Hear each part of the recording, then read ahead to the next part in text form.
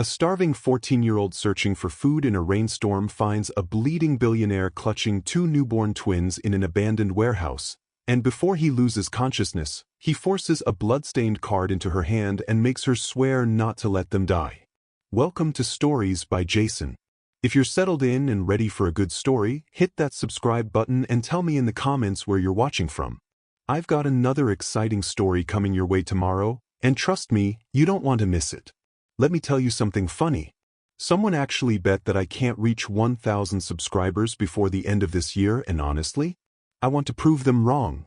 So if you're watching this right now and you haven't subscribed yet, please hit that subscribe button and join the family. Reaching 1,000 subscribers is a very personal goal for me, and your support would mean the world to me. Thank you for believing in me and being part of this journey. And before you go, drop your name and location in the comments. I'd love to give you a special shout-out in my next video. Talia Brooks, a hungry teenager who walked with her head down to avoid being recognized near dumpsters, followed the sound of desperate crying through the rain into a broken warehouse. Inside, she found a man in a torn designer suit, blood pooling beneath him, holding two tiny babies wrapped in his coat. His shaking hands reached toward her, and his voice cracked with fear and hope. "Please, don't leave them." Before she could run, he pressed something into her palm, a card slick with blood and a whispered phone number. In that moment, Talia's life split into before and after, and the girl who had been invisible her entire life became the only thing standing between two innocent lives and a world of deadly secrets. Talia Brooks knew hunger the way other kids knew their favorite songs. Intimately, constantly, like a rhythm she couldn't escape. She lived in a one-room apartment on the 4th floor of a building that smelled like mildew and disappointment. The front door lock had been broken for 6 months. Her mother kept saying she'd call the landlord, but they both knew she wouldn't. The landlord didn't fix things for people who were 2 months behind on rent. Inside, a single light bulb flickered whenever the wind blew too hard. The refrigerator hummed louder than it cooled, and most days it held nothing but a half-empty bottle of ketchup and tap water in a plastic jug. The freezer had stopped working entirely last winter. Talia's mother, Diana, worked 3 jobs: morning shifts at a laundromat, afternoon cleaning at an office building downtown, and night stocking at a 24-hour convenience store. Some days, Talia only saw her mother's shadow moving quietly through the apartment at 3 a.m., too exhausted to even turn on the light. They never talked about being poor. It was just understood. At school, Talia had perfected the art of pretending. She pretended she wasn't hungry when other kids opened their lunch bags. She pretended she had eaten breakfast when her stomach growled during second period. She pretended the faded jacket she wore every single day was a fashion choice, not the only coat she owned. She sat at the back of the classroom, kept her head down, and never raised her hand. Invisible was safer than pitted, but hunger wasn't something you could pretend away. It gnawed. It ached. It made her dizzy during gym class and foggy during math tests. Some nights, she filled her stomach with tap water just to feel something other than emptiness. And some nights, when the hunger became unbearable, Talia did something she was deeply ashamed of. She went looking for food in the trash. The rain started just after sunset, angry and cold, drumming against the cracked pavement like a warning. Talia pulled her thin hood over her head and stepped out into the storm. Her stomach had been empty since yesterday afternoon, a single pack of crackers stolen from the school vending machine when no one was looking. She tried to sleep through the hunger, but her body refused to let her rest. She knew where to go. Behind the corner grocery store, 2 blocks from her apartment, there were dumpsters. The store threw out expired food every Tuesday and Friday. If she timed it right, she could find day-old bread, bruised fruit, dented cans that were still sealed. The shame was suffocating. But shame didn't fill an empty stomach. Talia walked quickly, keeping her eyes on the wet sidewalk. The streets were empty. Most people had enough sense to stay indoors during a storm like this. But hunger didn't care about sense. The alley behind the grocery store was darker than she remembered. The streetlight overhead had burned out, and the rain made everything slick and treacherous. She approached the dumpsters carefully, her heart pounding in her chest. What if someone sees me? What if they take a picture? What if everyone at school finds out? Her hands trembled as she reached for the dumpster lid. And that's when she heard it. A sound so faint she almost missed it beneath the roar of the rain and thunder. Crying. Not the wail of a car alarm or the screech of an animal. Babies. Two of them, their voices weak and desperate, echoing from somewhere nearby. Talia froze, her breath catching in her throat. She turned slowly, scanning the dark alley. The sound was coming from the old warehouse at the end of the block, a condemned building with boarded-up windows and a rusted chain-link fence. She should have walked away. She should have gone home, locked the broken door, and pretended she hadn't heard anything. But the crying didn't stop.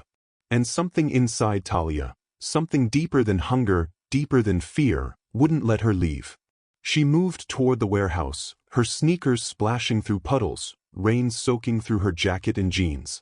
The fence had a gap where the chain link had been torn away. She squeezed through, her heart hammering now, her breath coming in short, shallow gasps. The warehouse door hung open, barely attached to its hinges. Talia hesitated. This is stupid. This is dangerous. But the babies were still crying. She stepped inside. The smell hit her first. Metal. Sharp and sour, like pennies left in the rain. Blood. Talia's stomach twisted. She wanted to run, but her legs wouldn't move.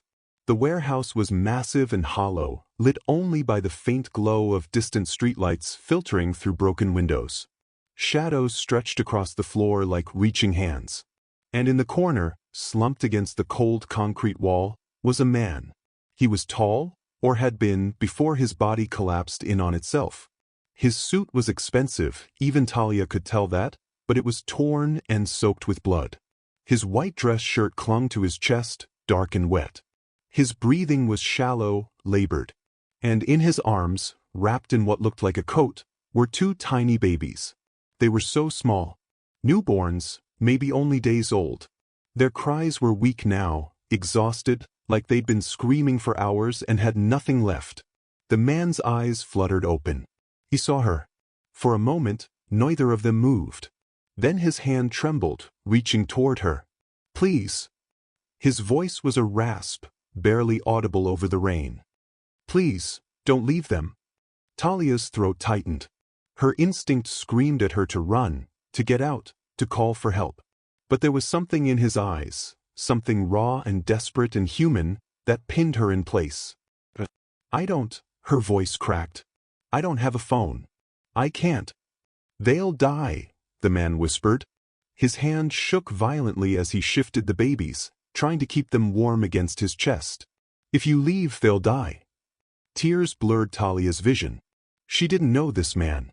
She didn't know these babies. She didn't know anything except that she was 14 years old, starving, and completely out of her depth. But she didn't leave. She moved closer, her legs trembling, and knelt beside him. Up close, she could see the bullet wounds, two of them, one in his shoulder, one in his side. Blood pooled beneath him, spreading slowly across the concrete. I don't know what to do, Talia whispered, her voice breaking. The man's hand shot out, faster than she expected, and grabbed her wrist. His grip was weak but desperate.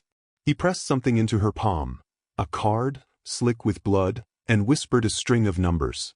Call them, he gasped. Tell them, Damien Cross. Tell them, the twins.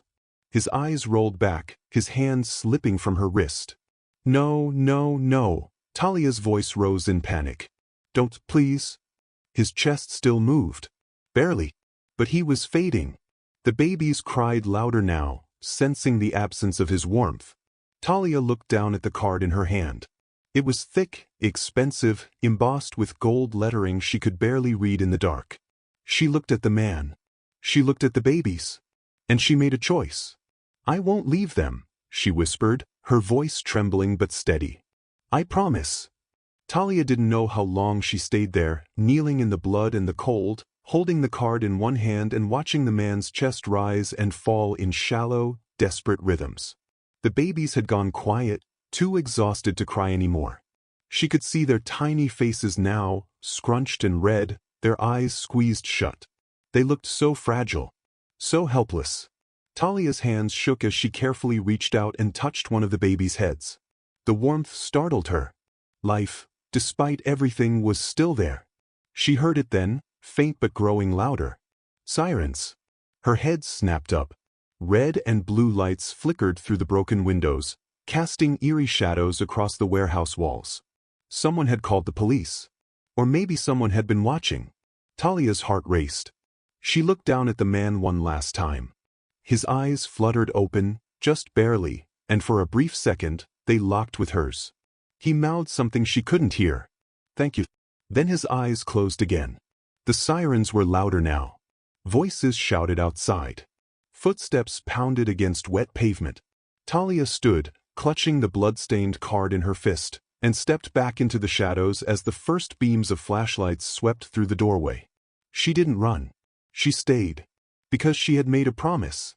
And Talia Brooks, the invisible girl who had spent her whole life being overlooked, was about to become the most important witness in a war she didn't yet understand. The paramedics moved like a military unit, fast, precise, shouting medical terms Talia didn't understand. They surrounded the man, checking vitals, inserting IVs, loading him onto a stretcher with mechanical efficiency. One of them, a woman with kind eyes and gray streaks in her hair, noticed Talia standing frozen in the corner, still clutching the blood-stained card. "Sweetheart, are you hurt?" the paramedic asked, reaching toward her. Talia shook her head, unable to find words. "Did you call this in?" Another head shake. The paramedic's radio crackled. "We need to move now. He's losing too much blood." They lifted the stretcher and rushed toward the ambulance. 2 police officers entered, flashlights sweeping the warehouse, but Talia barely noticed them. Her eyes were locked on the babies, still wrapped in the man's coat, now being carefully transferred into the arms of another paramedic. "Wait," Talia's voice came out as a whisper. She tried again, louder. "Wait, the babies." "We've got them, honey," the paramedic called over her shoulder. "They're going to the hospital. Are you family?" Talia opened her mouth. Closed it. "I promised. I need to go with them." The paramedic hesitated, glancing at her partner, then at the police officers. "We can't take you in the ambulance, but you can meet us at County General. Do you have a way to get there?" Talia's throat tightened. She had no phone, no money, no way to get anywhere. But she had a promise. And she had the card. Talia ran. The rain had slowed to a drizzle, but the streets were still slick and dark. Her lungs burned, her legs ached, but she didn't stop until she reached the corner convenience store 3 blocks away, the one where her mother worked nights. The store was closed, but Talia pounded on the glass door anyway. "Please," she gasped, her voice hoarse. "Please, I need help." A light flickered on inside. Mr. Chen, the night manager, appeared behind the counter, his face creased with concern. He recognized her immediately. "Talia? What happened?" He unlocked the door and ushered her inside.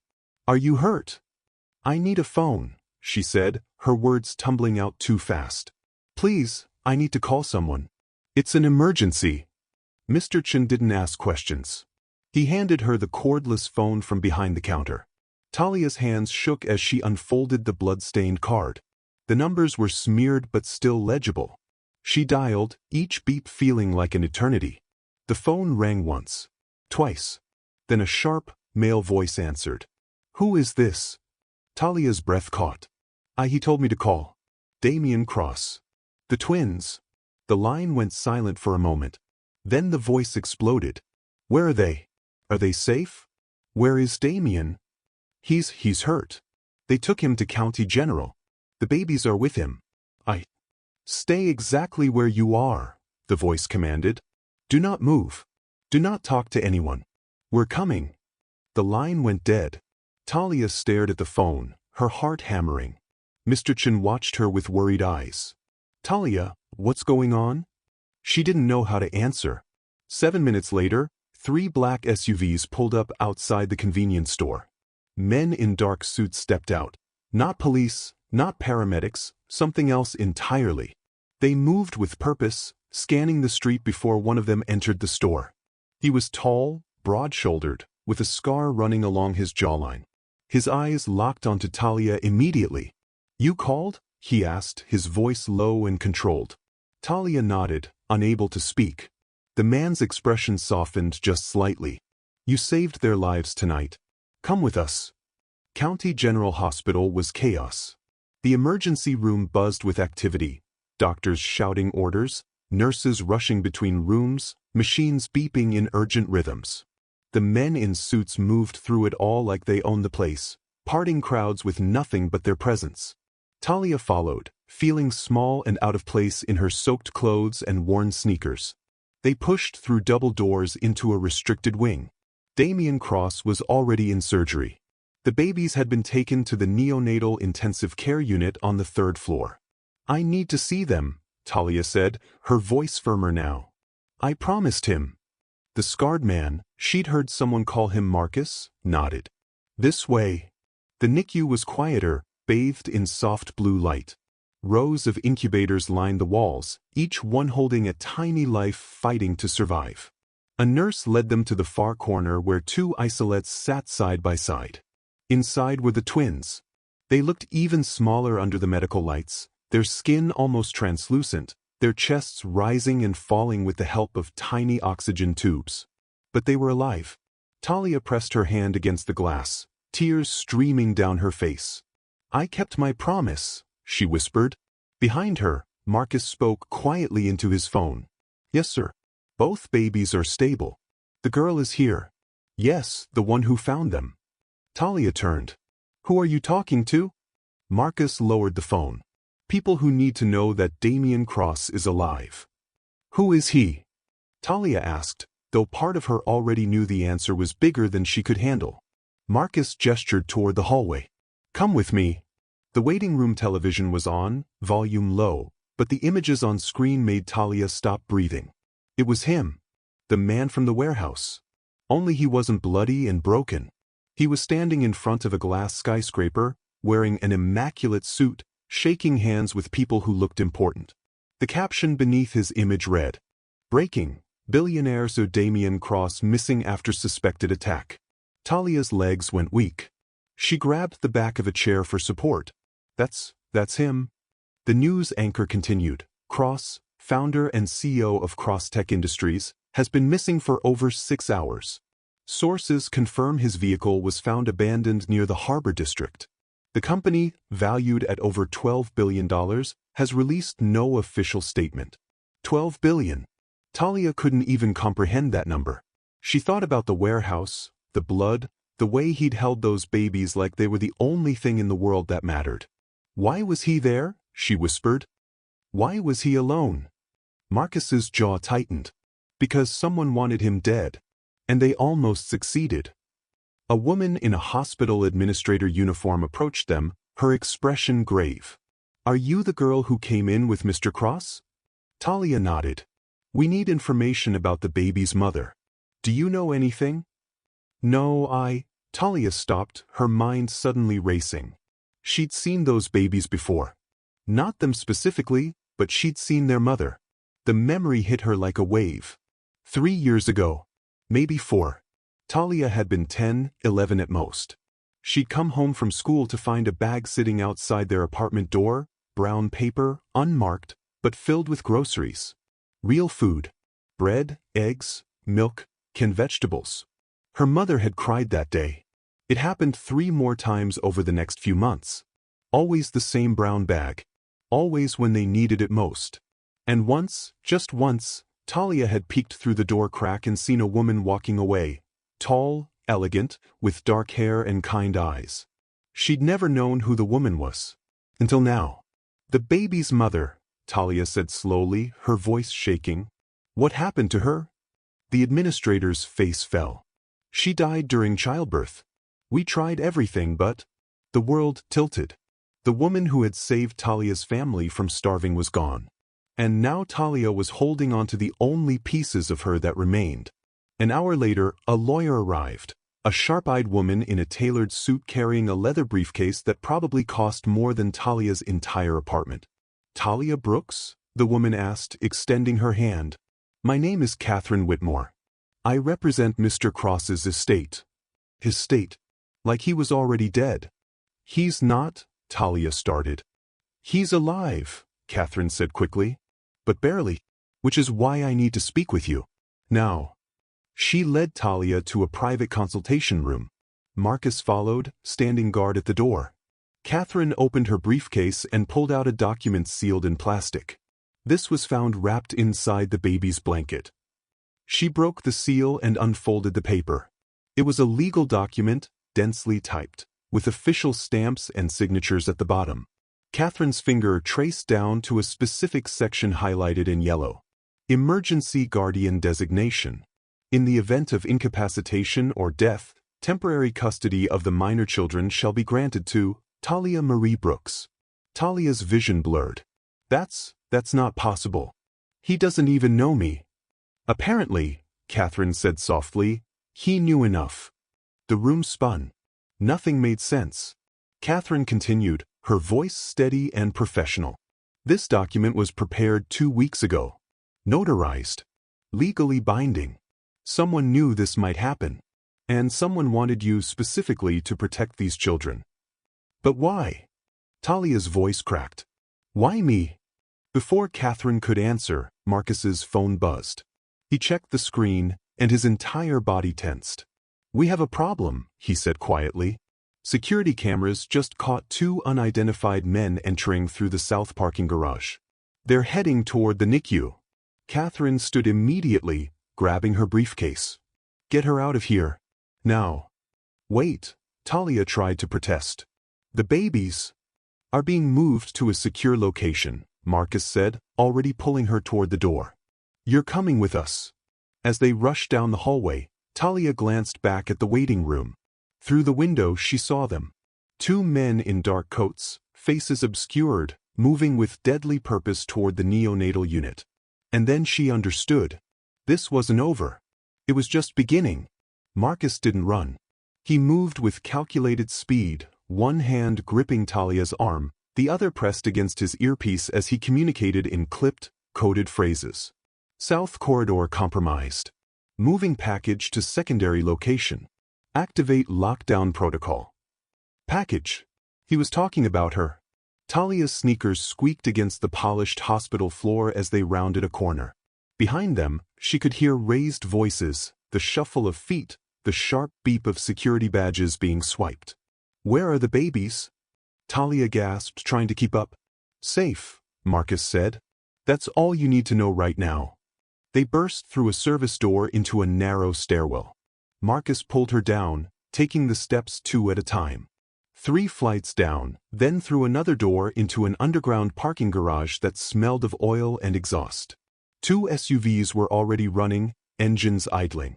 Catherine Whitmore stood beside one, phone pressed to her ear, her face tight with controlled fury. Get her inside, she ordered without looking up. Marcus opened the rear door and practically pushed Talia into the back seat. He slid in beside her while another suited man took the driver's seat. The vehicle lurched forward before Talia even had her seatbelt on. What's happening? Talia demanded, her voice rising. Who were those men? The same people who tried to kill Damien Cross, Marcus said flatly. He pulled out a tablet, fingers flying across the screen.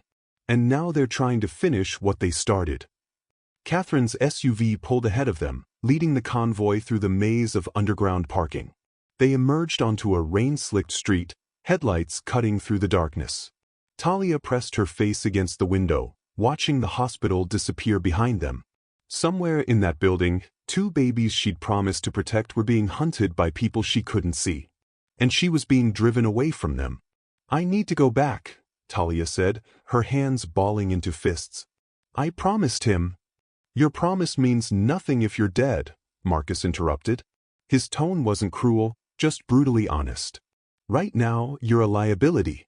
Those men saw you in the warehouse. They know you can identify them. And worse, he paused, his jaw tightening. They know about the guardianship papers.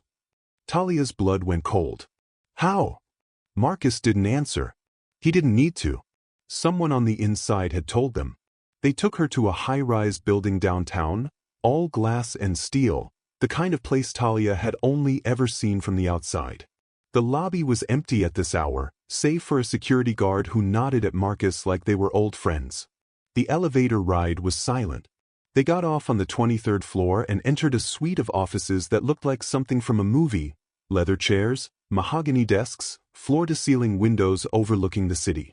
Catherine was already there, pacing in front of a conference table covered in documents and laptops. Two other lawyers flanked her, both looking exhausted and grim. "Sit," Catherine said, gesturing to a chair. Talia sat. Marcus remained standing, positioned by the door like a sentinel. Catherine pulled up a news feed on one of the laptops and turned it toward Talia. The headline read, "Billionaire so Damien Cross shot in apparent random street violence." Talia frowned. "Random? But you said—" "Exactly," Catherine cut in.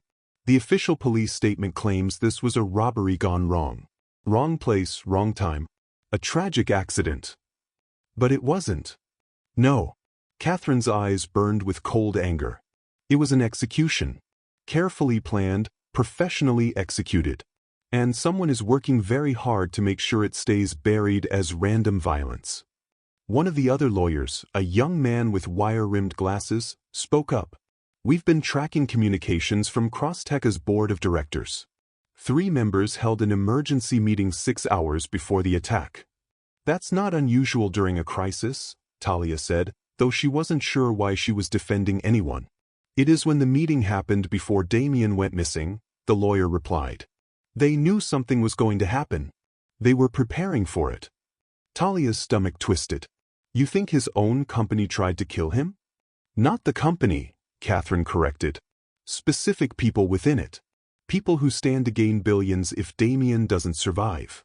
Marcus pulled out his phone and showed Talia a photograph, security footage from the hospital parking garage, grainy but clear enough. 2 men in dark coats, faces partially obscured by hats and surgical masks. "Recognize them?" Marcus asked. Talia stared at the image. Something about the way one of them moved, the tilt of his shoulders, felt familiar. But she couldn't place it. "I don't know," she admitted. "We'll get better footage," Marcus said. "But here's what we do know. These men bypassed hospital security using stolen credentials. They knew exactly which floor the babies were on. They knew which room. And they moved like they'd been given inside information." "Someone in the hospital is working with them," Talia said quietly. Catherine nodded. "And we're going to find out who." It took them 4 hours.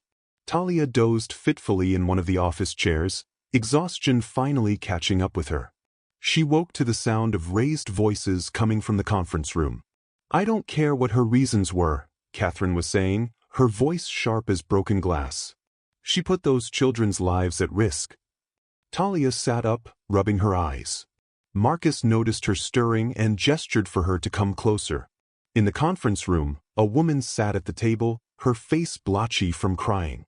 She wore scrubs, a hospital nurse's uniform. She looked terrified. "Tell them what you told me," Catherine commanded. The nurse's hands shook. I was approached 3 days ago. A man. He said he was from Child Protective Services. He showed me a badge, said there was an investigation into Mr. Cross's ability to care for the children. He said if anything happened to Mr. Cross, I needed to make sure the babies were transferred immediately to a secure facility." "What facility?" Marcus asked, his voice dangerously quiet. "He gave me an address. Said a car would be waiting. I just had to make sure the babies left through the service exit. He said it was for their protection." "And you believed him?" The nurse's face crumpled. "He paid me $50,000. My daughter needs surgery. Insurance won't cover it. I didn't know." "You didn't know you were helping kidnappers," Catherine finished coldly. The nurse sobbed into her hands.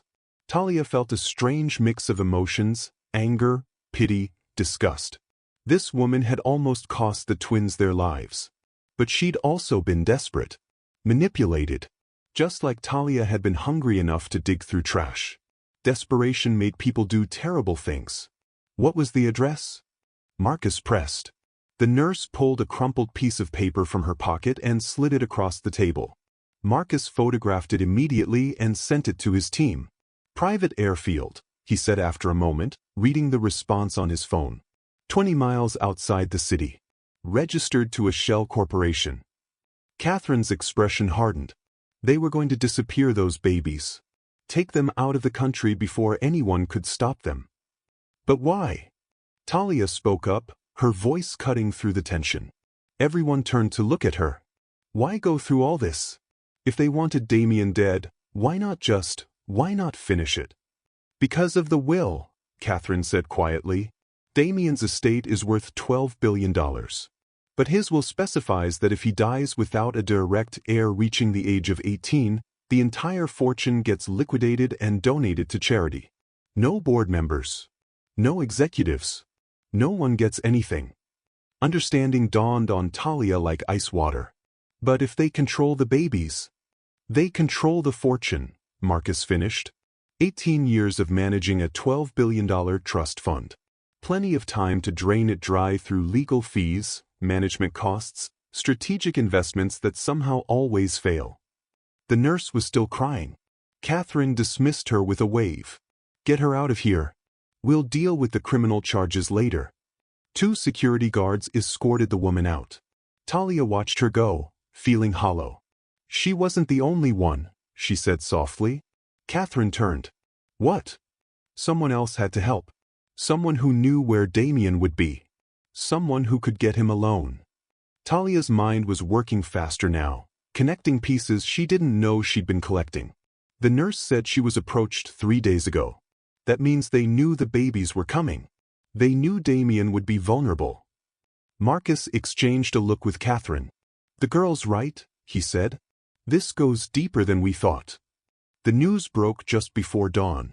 Talia was still in the office, curled up on a leather couch with a blanket someone had found. She woke to the sound of Marcus cursing under his breath. What? She asked, sitting up. Marcus turned his laptop toward her. The headline made her blood freeze. Detective assigned to Cross shooting found dead in apparent suicide. The article was brief. Detective James Morrison, a 15-year veteran of the force, had been found in his car outside his home. Single gunshot wound to the head. A note was recovered, though its contents weren't being released. Suicide, Talia said flatly. You don't believe that? Not for a second, Marcus replied. Morrison called me yesterday afternoon. Said he'd found something in the warehouse. Security footage the initial sweep missed. He was going to bring it to us this morning. And now he's dead. And now any evidence he found is gone. Catherine entered the room, her expression grave. We have another problem. The hospital's NICU camera system went down an hour ago. Complete system failure. By the time security noticed and got it back online, someone had accessed the baby's room. Talia shot to her feet. Are they okay? They're fine. Security moved them immediately. But, Catherine hesitated. We found something. She placed an evidence bag on the table. Inside was a tiny object, no bigger than a button battery. Tracking device, Marcus explained. It was sewn into the lining of one of the baby's blankets. Medical grade, nearly impossible to detect unless you know what you're looking for. Talia stared at the small device. How long has it been there? Since the hospital, we think. Maybe even before. Before? Talia's voice rose. You mean someone put it there before Damien was even shot? It's possible, Catherine said carefully. If they knew about the pregnancy, if they'd been planning this for months, then they've been tracking the babies this whole time. Talia felt sick. They knew exactly where to find them. Marcus's phone buzzed. He checked it, and his entire body went rigid. We need to move, he said. Now. What happened? Our safe house was just compromised. Someone leaked the location. Catherine was already grabbing files, shoving laptops into bags. How many people knew? Only the core team. For people. Marcus's jaw clenched. Which means we have a mole. The room erupted into controlled chaos. Lawyers scrambling, security personnel mobilizing, phones ringing off the hook. Talia stood in the center of it all, feeling the world tilt beneath her feet. 24 hours ago, she'd been looking for food in a dumpster. Now she was caught in a war between billionaires and killers, and she was the only thing standing between 2 babies and people who would stop at nothing to get them. I need a phone, Talia said, her voice cutting through the chaos. Everyone stopped and looked at her. "Talia, this isn't the time," Catherine started. "I need a phone," Talia repeated, louder this time. "And I need to see everything you have. The security footage, the legal documents, the hospital records. All of it." Marcus frowned. "Why?" "Because you're all so busy protecting me and the babies that you're not seeing what's right in front of you." Talia's hands weren't shaking anymore. Her voice was steady, clear. "Someone knew I'd be in that warehouse. Someone knew I'd find Damien. The guardianship papers had my name on them 2 weeks before I ever met him. How is that possible?" The room went silent. "Unless," Talia continued, her mind racing, "someone's been watching me. Following me. For how long? Weeks? Months? The groceries that showed up at our door 3 years ago, maybe that wasn't just kindness. Maybe it was reconnaissance." Catherine's eyes widened. "You think they've been planning this that long?" "I think someone knew my mother works 3 jobs. Someone knew I'd be hungry enough, desperate enough, to be out looking for food in a storm. Someone put me exactly where I needed to be." Talia's voice hardened. "And I want to know who." Marcus studied her for a long moment, then nodded. "Show her everything." For the next hour, Talia pored over documents with an intensity that surprised even herself. She wasn't crying anymore. She wasn't scared. She was angry. And anger, she was learning, was so much more useful than fear. She found the first inconsistency in the hospital admission forms, a timestamp that didn't match the paramedic's report. Then a discrepancy in the security logs. Then a phone number that appeared twice in different contexts but belonged to no one on record. "Here," she said, pointing to a series of blurred photographs from the warehouse. "This shadow. It doesn't match the angle of the streetlight. Someone else was there. Someone was watching." Marcus leaned in. "You're right. And here." Talia pulled up another document. The guardianship papers were notarized by someone named Sarah Chin. But there's no Sarah Chin registered with the state notary board. Catherine grabbed her own laptop, fingers flying. "She's right. The notary's seal is fake. Which means the documents might not even be legal," one of the other lawyers said. "Or," Talia countered, "it means whoever created them wanted a paper trail that led nowhere." She was thinking differently now. Not like a scared 14-year-old, but like someone who'd spent her whole life watching, observing, staying invisible. Invisible people saw things others missed. "They made a mistake," Talia said quietly. "They tried to make this look random, but they left too many tracks. We just need to follow them." Marcus looked at Catherine. Something unspoken passed between them. "She's good," Marcus said. "She's also a child," Catherine replied, but there was respect in her voice now. "A child they underestimated," Marcus corrected. "Just like they underestimated Damien." It was nearly noon when the text message arrived. Not to Marcus's phone. Not to Catherine's. Talia's. The phone Marcus had given her, a secure, encrypted device that supposedly only 3 people had the number to, buzzed once. Talia's blood turned to ice as she read the message. "Unknown number, give us the babies or you'll die. You have 48 hours. Attached was a photograph. It was Talia's apartment building. The 4th-floor window with the broken lock and the flickering light. And inside, barely visible through the grimy glass, was her mother, asleep on the couch after her night shift, completely unaware she was being watched. The phone slipped from Talia's fingers and clattered onto the table. Marcus grabbed it immediately, his face darkening as he read the message. "They know where you live," he said quietly. "They know about your mother." Talia couldn't breathe. Couldn't think. The walls of the conference room felt like they were closing in. "We move her," Catherine said immediately. "Get a team to the apartment now. Full extraction." "It's too late for that," a new voice said from the doorway. Everyone turned. A man stood there, tall, silver-haired, wearing an expensive suit and a smile that didn't reach his eyes. 2 security guards flanked him, but Marcus's team made no move to stop him. Because he wasn't an intruder. He was supposed to be there. "Gerald." Catherine stood, confusion and alarm mixing in her expression. "What are you doing here?" "Gerald Ashford." Talia recognized the name from the documents. Senior partner at the law firm. Damian Cross's personal attorney for over a decade. Marcus's hand moved toward his weapon. "I'd advise against that," Gerald said mildly. He pulled out his own phone and showed them the screen. It was a live video feed. Talia's mother. Still asleep. But now there was a red laser dot hovering over her chest. 48 hours, Gerald said pleasantly. "I do hope you'll make the right choice, Miss Brooks.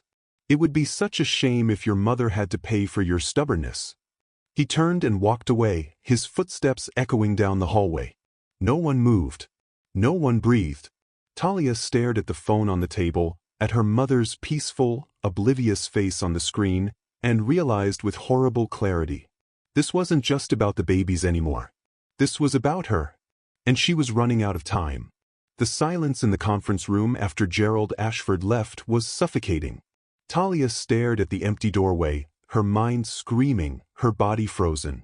The image of her mother with that laser dot over her chest was burned into her vision. "We have to get her," Talia whispered. "We have to." "Already on it," Marcus said, his phone pressed to his ear. "Alpha Team, move to the Brooks residence immediately. Extract the target. I don't care if she's sleeping, get her out now." Catherine was pale but moving fast, pulling files, making calls. "I'm contacting the FBI. Gerald Ashford just committed felony blackmail and conspiracy to kidnap. We have him on." "We have nothing," one of the other lawyers interrupted, rewinding footage on his laptop. "Look." The security cameras in the hallway showed Gerald entering and leaving. But there was no audio. No evidence of the threat. Just a senior partner visiting his own firm's office. "He knew," Talia said quietly. "He knew exactly where the cameras were. What they could and couldn't record." Marcus's expression was grim. "He's been planning this longer than any of us realized." Catherine slammed her hand on the table. "Then we change the game. If Gerald wants the babies, we make him think he's getting them. And we use that to bring down everyone involved." "A sting operation," Marcus said slowly. "Exactly." Talia's head snapped up. "No. Absolutely not. You're not using those babies as bait." "We're not," Catherine cut in, her eyes sharp. "But Gerald doesn't know that. All he knows is that he has 48 hours and a desperate 14-year-old girl who'll do anything to save her mother." The words hit Talia like a physical blow. Because Catherine was right. She would do anything. "What do you need me to do?" Talia asked, her voice steadier than she felt. 36 hours later, Talia stood outside a glass-walled conference room on the 42nd floor of Crosstech Industries headquarters. Through the transparent walls, she could see them. 10 men in expensive suits, seated around a polished mahogany table. Board members. Executives. Lawyers. The people who ran a $12 billion empire. And Gerald Ashford at the head of the table, smiling like he'd already won. Marcus stood beside Talia, hidden from view. He adjusted the tiny wire concealed beneath her jacket collar. "Remember," he said quietly. "Stay calm. Say what we rehearsed.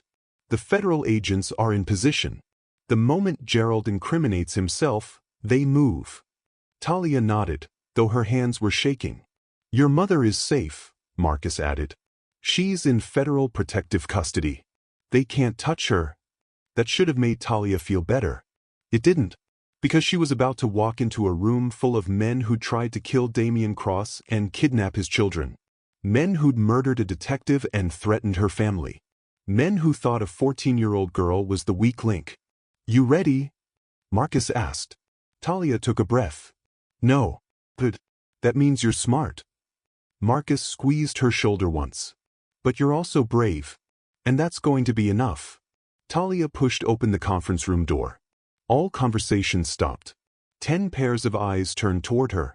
She looked small in her worn jeans and faded jacket, a girl who didn't belong in a place like this. And she felt it. The weight of their stares, their judgment, their certainty that she was nothing.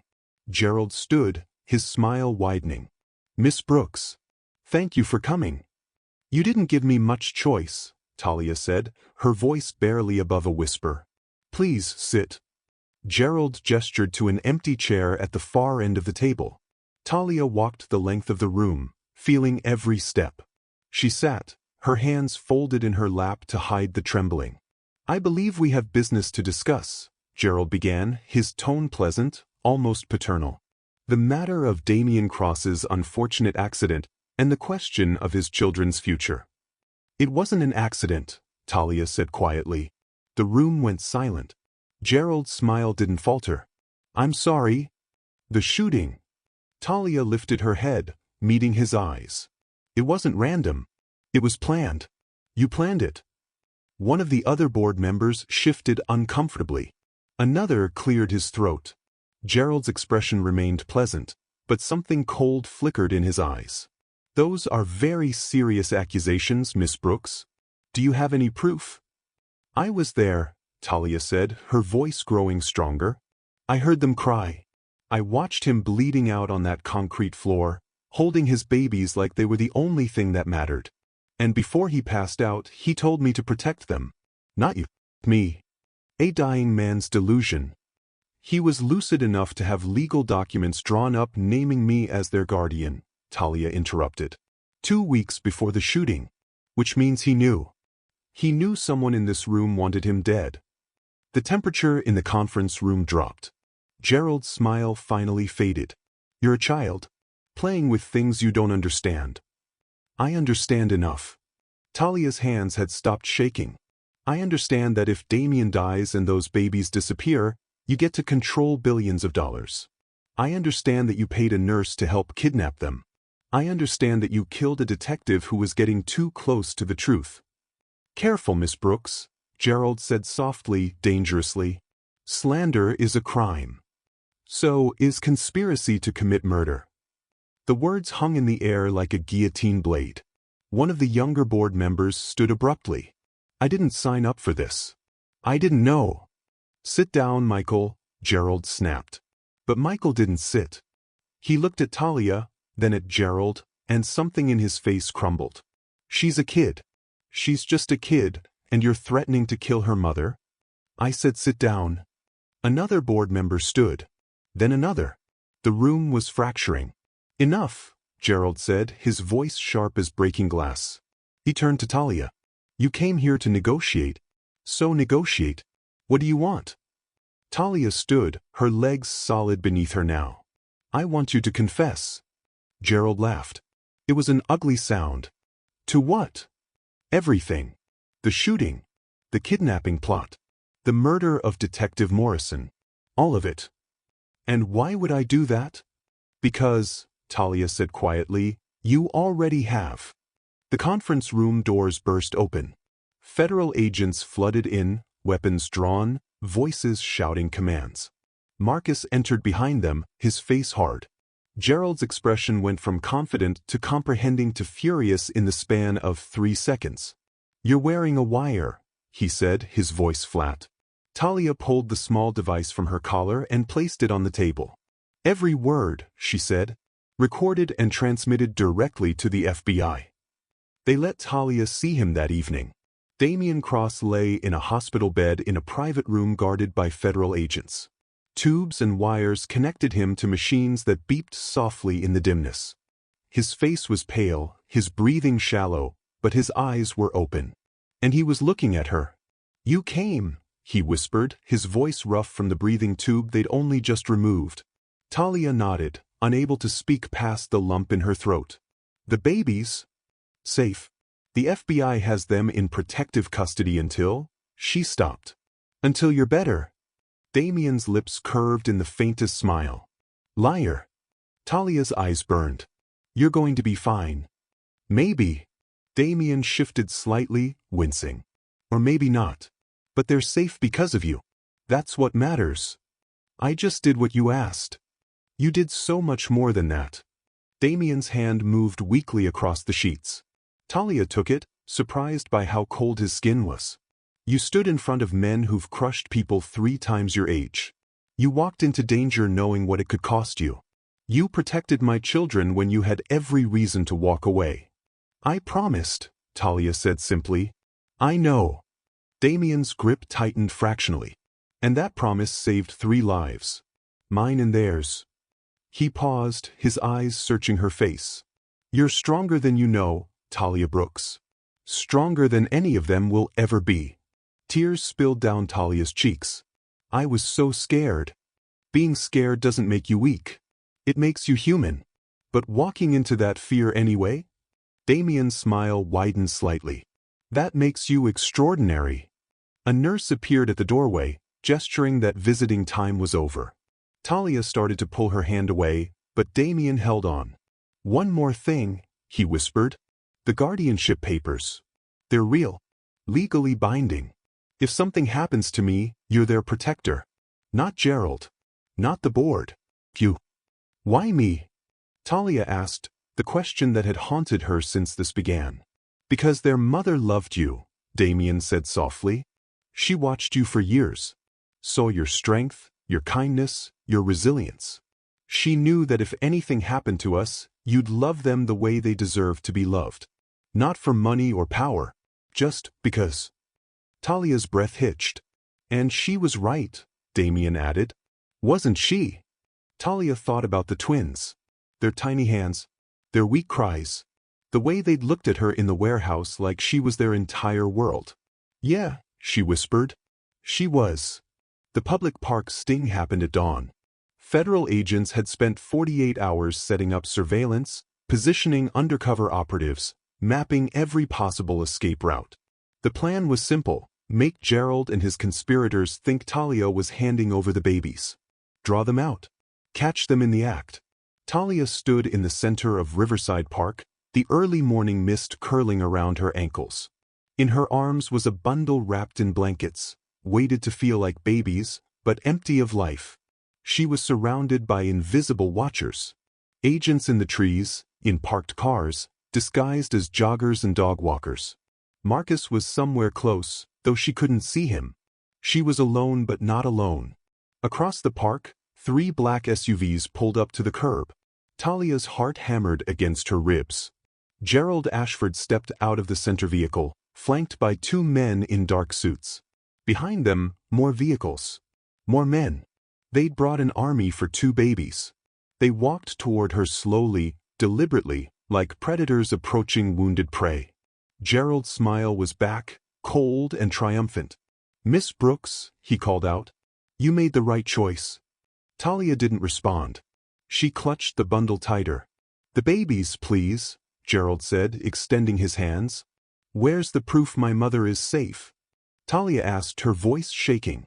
Gerald pulled out his phone, showed her a photograph. Talia's mother, sitting in what looked like a hotel room, unharmed. Now, Gerald said. The children. Talia took a step forward, then stopped.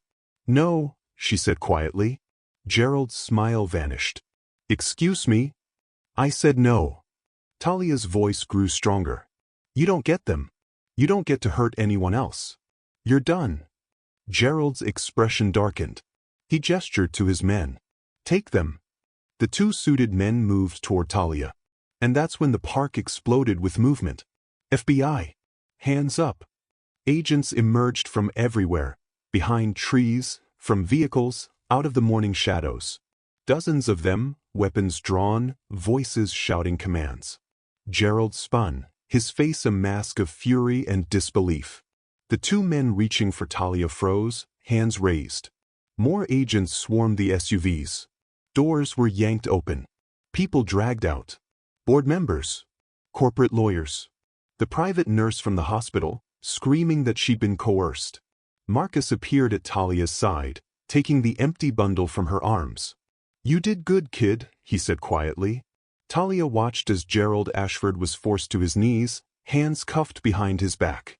He looked up at her, and for just a moment, their eyes met. He'd underestimated her. They all had.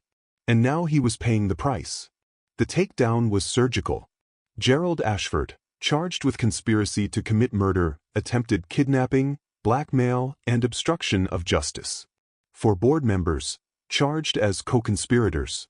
The private nurse, charged with conspiracy, but offered immunity in exchange for testimony. 2 hired gunmen, arrested at the hospital, charged with attempted murder. By the time the sun fully rose, 8 people were in federal custody, and Cross-Tech Industries was in chaos. But the babies were safe. Talia stood at the edge of the park, watching the last of the SUVs being towed away. Catherine approached, looking exhausted but satisfied. "The FBI wants a full statement from you," Catherine said. "But they understand if you need time." Talia nodded absently. "When can I see them?" "The twins." "Tomorrow. They're at a secure facility for now, but once the immediate danger passes, you'll have full access." Catherine paused. "Damien's condition has stabilized. Doctors say he'll make a full recovery." Relief flooded through Talia so powerfully her knees went weak. "And your mother is safe," Catherine added. "She's been relocated to a secure apartment. You can see her today if you want." Talia did want. More than anything. But first, she had one more question. "The guardianship papers," she said. "Are they real? Or was that part of the trap?" Catherine's expression softened. "They're real, Talia. Notarized by a legitimate official, legally binding. If Damien had died, those children would have been yours. Legally and officially." "But why?" Talia whispered. "I'm nobody. I'm just—" "You're the girl who walked into danger when anyone else would have run," Catherine interrupted gently. "You're the girl who kept a promise when it would have been easier to break it. You're the girl who stood in front of men with billions of dollars and told them no." She smiled. "You're not nobody, Talia. You never were."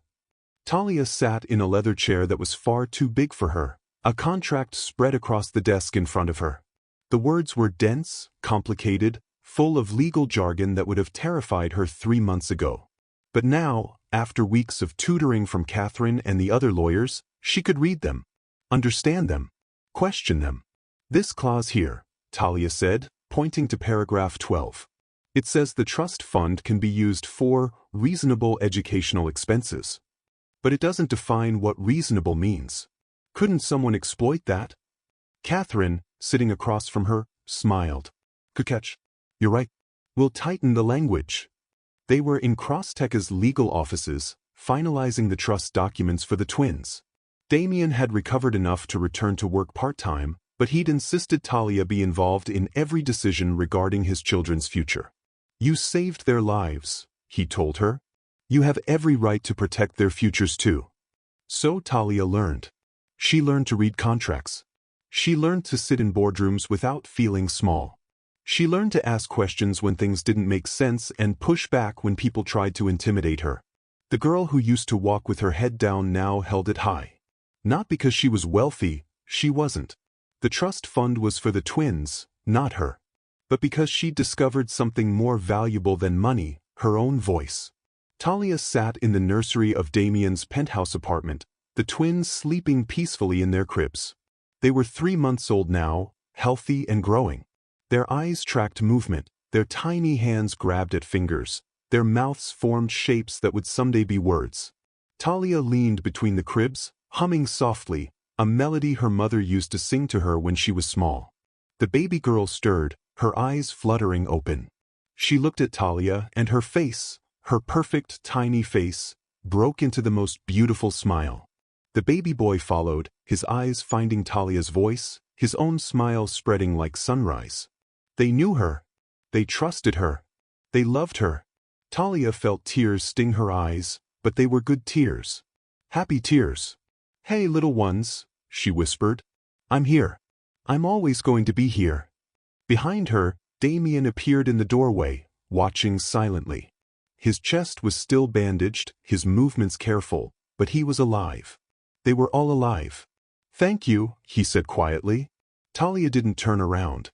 She kept her eyes on the babies, on their smiling faces. "You don't have to thank me," she said. "I made a promise." "I know." Damien stepped into the room, standing beside her. "But you kept it, even when it nearly cost you everything." Talia finally looked at him. "They're worth it." "Yes," Damien agreed, his voice thick with emotion. "They are." The babies cooed, their tiny hands reaching toward the sound of familiar voices. And in that moment, Talia understood something profound.